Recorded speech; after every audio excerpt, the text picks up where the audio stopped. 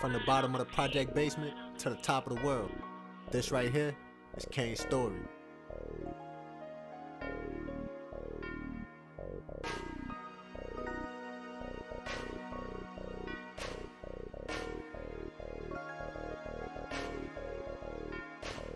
At 16 years old, Kane met Trap Boy. Little did he know, that'll change his life forever. This was Kane's crew, Crazy Chris and Max. These are two names you ain't heard in a minute. We'll touch on this story another time. Matter of fact, let me know in the comments if y'all want a documentary on each of these individuals.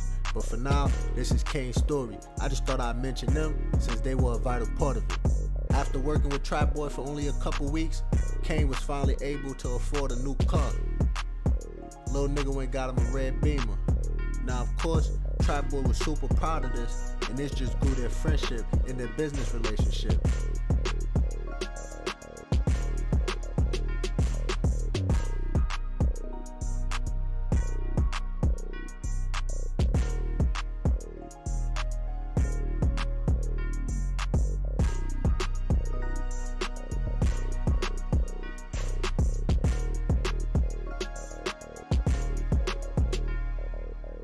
Kane would start putting Crazy Chris and Max to work, in order to get that money for Trap Boy.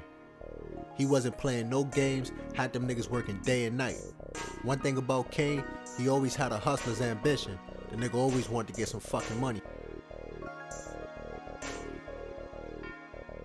This right here is Kane's older cousin, C-Thing, aka the Grim Reaper. Now this the first time we gonna see him in this story, but definitely not the last. If you don't know, Kane loved his older cousin, got a lot of respect for him, and he'll do anything for him. We'll see that later in this story. A few weeks later, Crazy Chris had fell victim to the ongoing gang war that was happening in Harlem. Ron City versus Tay-Town. Now Lil Ron was a 14-year-old kid from the Westminster Projects. After losing Lil Ron and now Crazy Chris, that nigga Kane went crazy. Later that night, Kane went to Tay-Town searching for anybody he could find. He rolled past an alleyway, he seen that nigga Millie in that bitch, so he did what he had to do. Now this was Kane's first body, and of course, it wasn't unprovoked. He was protecting him and his people and getting back for his best friend, Crazy Chris.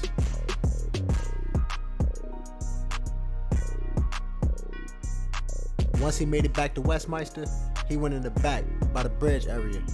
His intentions was to throw his gun in the river. He figured he wouldn't need it anymore.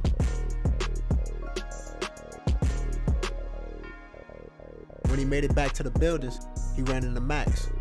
And before he could tell him what happened to Crazy Chris, he had a gun pointed at him. I guess that's what Kane get for showing love to a friend. In these streets, can't show no love. Love will get you killed. Kane had to get a new gun ever since he threw his in the river. Now of course, he couldn't let that nigga Max breathe, so he had to get his muscle up. He was gonna hunt that nigga down if that was the last thing he did.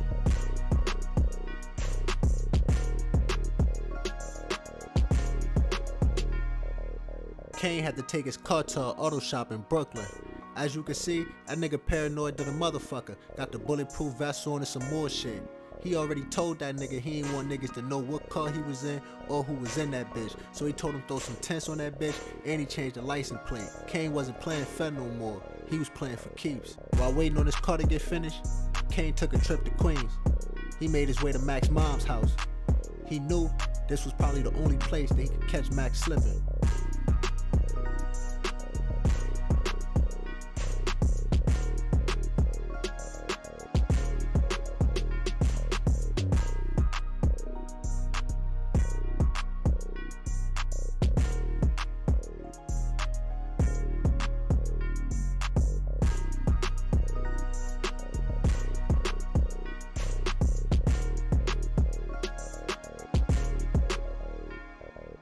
Kane headed back to Queens, and he rode past Max's mom's house, only to see Max standing on the front porch. He didn't know if that nigga was locked out or if he was just outside chilling. But what he did know was this was his chance to finally get back at Max.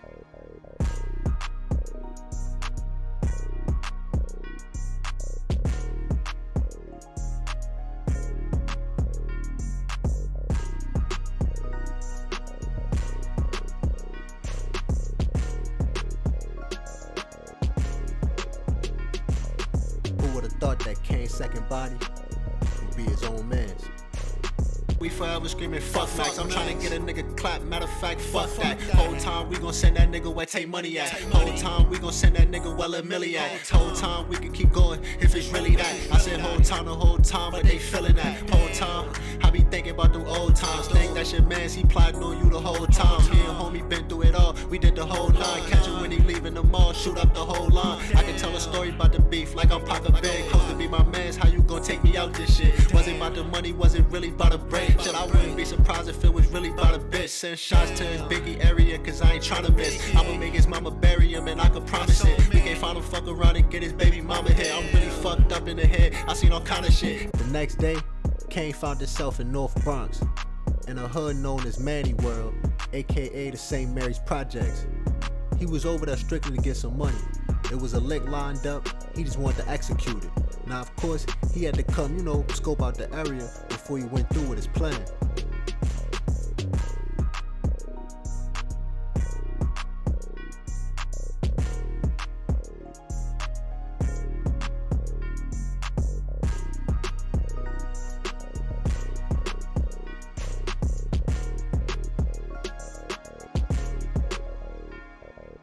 When he made it back to the projects, the first person he seen outside was of course Nas, so he offered him a chance to make some money. What was in it was $10,000 for each person. Now of course, Nas being a young hustler, he couldn't pass up this chance to finally get some bread in his pockets. He accepted Kane's offer. From that day forward, they started making money together.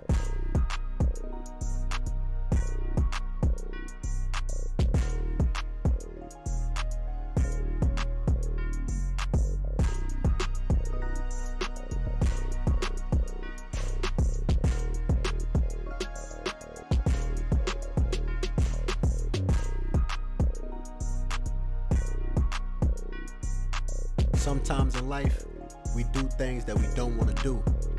But with Trap Boy being in jail, Kane had no other choice. And just like that, he had caught his third body. When they made it back to the projects, Kane gave Nas his money. Then they sat there and had a conversation about Nadia. Nadia is Nas' older sister and also Kane's girlfriend. Now she was away at school, but she was soon to be coming back. And as you can see, the streets all fucked up. Not too long after, Kane had another lick lined up. This time on one of the newer Tay-Town members. Y'all might know him as Tay-Town Rich. This was way before they knew that they was brothers. So at this point, shit, it was open game. Now of course, Kane had no desire to take Rich's life that night. Cause like I said, he was a new Tay-Town member. To be honest, Kane ain't really take the nigga serious yet.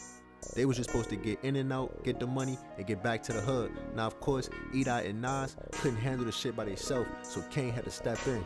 Rich defended himself, everybody walked away with their life.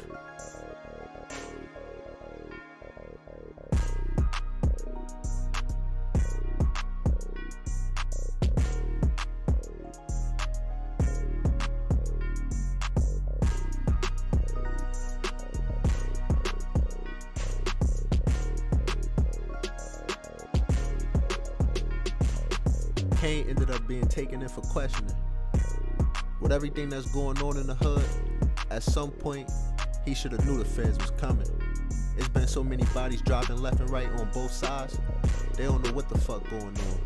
Now of course, they been investigating shit ever since Crazy Chris died, and they trying to go all the way back to even when Lil Ron and Tay Money died. The feds want answers. Kane of course wasn't telling them shit.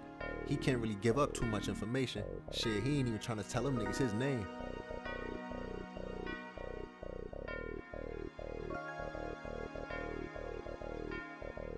Nadia finally made it back to town. At this point, Kane had to choose between his reputation in the streets and the love of his life. Now of course, Nadia did her best to change Kane around, but as we know, that wasn't really successful. Kane is a street nigga, hood type, that's all he know. Only way out is of course to get money. Outside of that, shit, he gonna be Westminster for life. Ain't no making it out this shit. He understands that. He just enjoyed his time with Nadia while she in town and try to keep his mind off the streets. Of course she don't want him outside much, so they spend the rest of her time there together.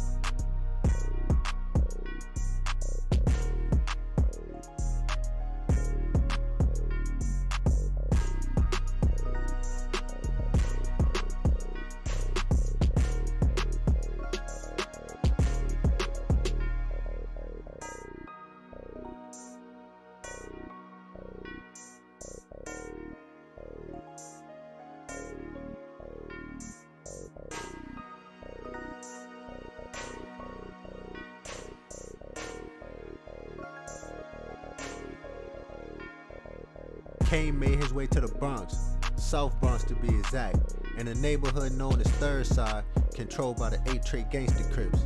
Kane understood that he needed to expand his business far beyond Harlem. He looked at the Bronx as a perfect opportunity.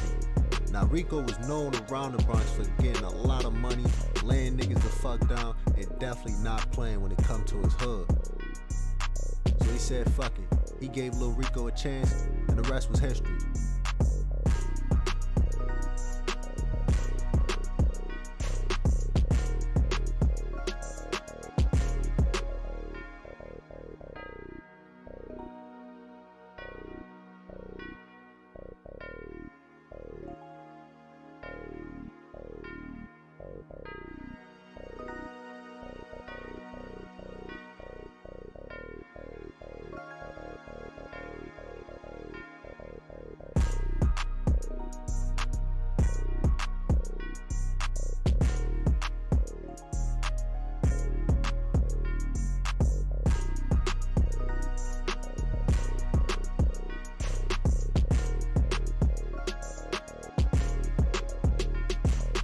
Now remember when I told y'all that Kane and Rich was brothers, but at the time they didn't know it yet.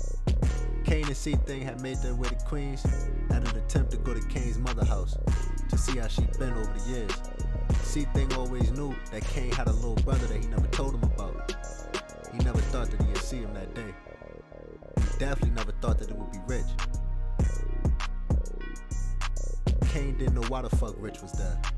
C-Thing definitely had a lot of explaining to do.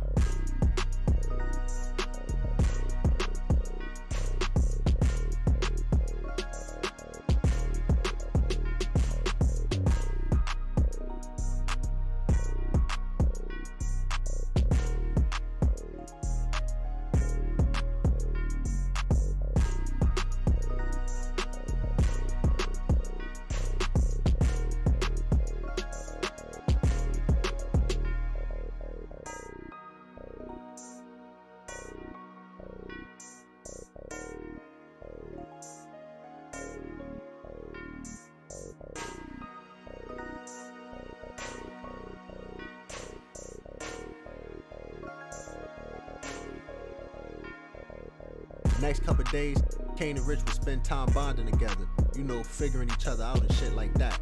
They ran across this trap house in Queens, and they decided to take over this motherfucker and make it their own personal bando. You know Kane always trying to find new ways to make money and shit like that. He figured he'd keep his shit here. It's safe, low key, and it's out the way.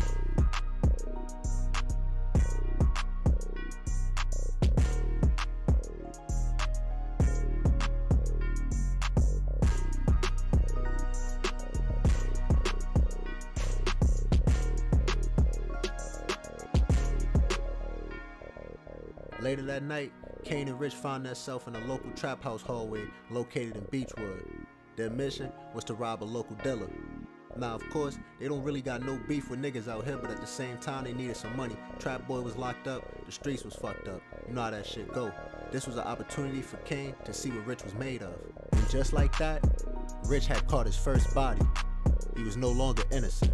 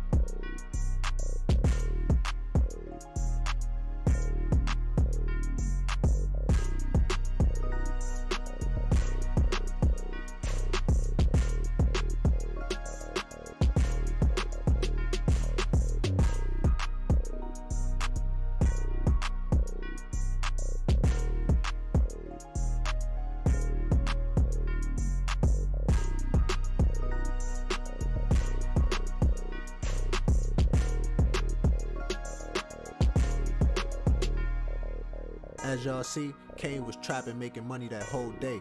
But earlier that day, he dropped off 100 laws to Trap Boy Lawyer, you know, to get Trap Boy back home. Ever since Trap Boy been gone, the streets been fucked up, so Kane definitely excited to finally get his mans back. To get his head off the streets, he went on YouTube and started watching interviews. There was a new gang that joined the war in Harlem. After that fallen soldier Top G's died, they started terrorizing Harlem, killing niggas from Tay-Town and even Rhyme City. They were actually the ones that got C-Thing out the way. So of course, once Kane seen them on an interview talking crazy, talking about they smoking on C-Thing, they smoking on BJ, they looking for Rich, they looking for Kane, you know, all the usual dumb shit that niggas be saying. That nigga went crazy, man. As we all know, Kane ain't never been one to back down from a challenge. And you know this family, so y'all already know how he coming. He ended up getting a way bigger gun, a motherfucking Draco. He was trying to take a couple niggas this time, you know, for C-Thing. They hurt Kane deep with this one, but he was gonna make sure that them niggas felt his pain.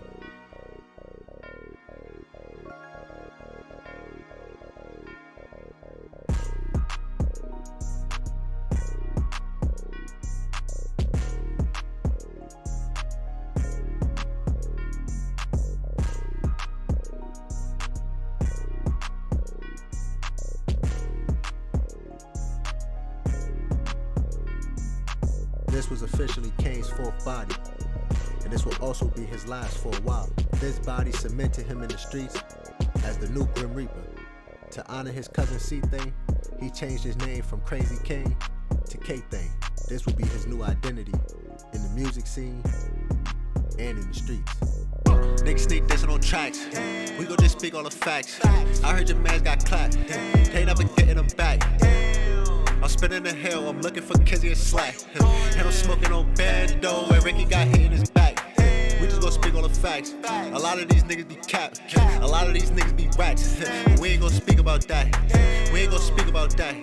Them niggas mention my name, them shooters gon' tweak about that. Them niggas gon' leak about that. Top G's, here my split. Free little die, he got caught with a blade. Just got a Glock and it came with a switch. Like, Top G's, here my split. Free little die, he got caught with a blade. Just got a Glock and it came with a switch. Like,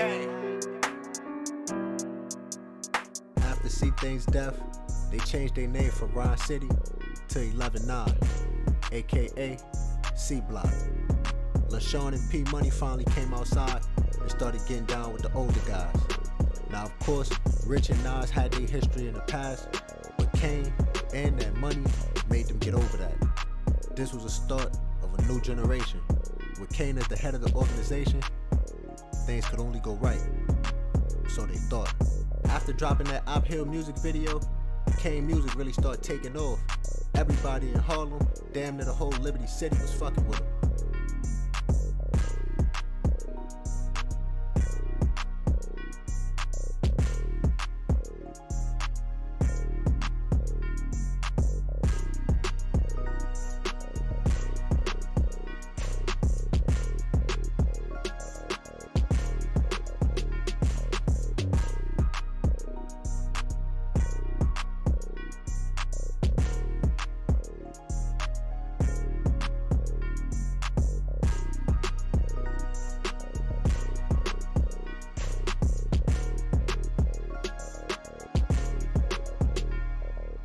One night after trapping, Kane had ran into some fans. They told him that they heard the music and they really like it. They was asking him about the beef, the streets, and you know, all the politics of Harlem and shit like that. He couldn't get too federal, you know, but he told them shit real in the field. After that, they wanted to take pictures.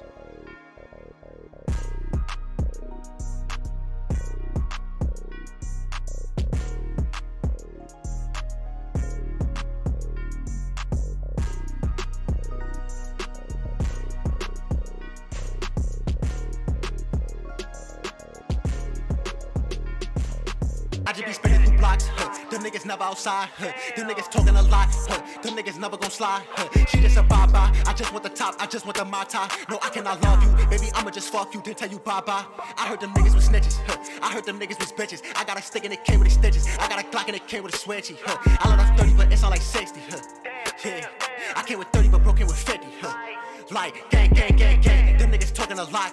They gon' see us at the top, smoking on millions, smoking on rock.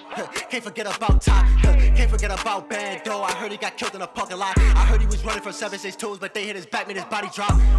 If he claimed the hill, then he getting popped. Found out where he at, I'ma get the drop. Have my little nigga pull up with 50 shots, that's easy. If we got your op, then we got one. We let our shots to the cops come. You could get hit with a hot one. You say you a killer, you not one. That's factual. Me and my niggas too tactical.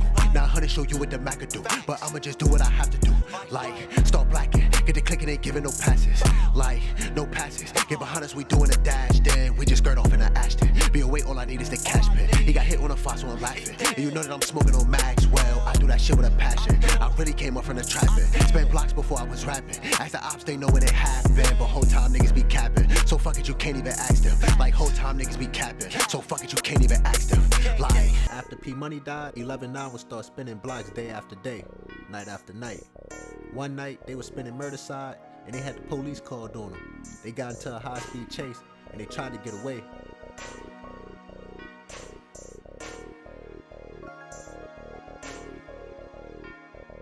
Brody like fuck it, just take care of Dottie. Am I gonna make it? I told him I doubt it. I told him Brody just take care of Naughty. Pass a knocker, I'm shooting like Scotty. If you know me, no, I can't leave without it. I hit the tweaking off Rick cause I got it. Brody was driving, the boys get behind us. I remember that night we was sliding. Remember that night we was spending no crime me. Richie my brother, I know he won't lie me.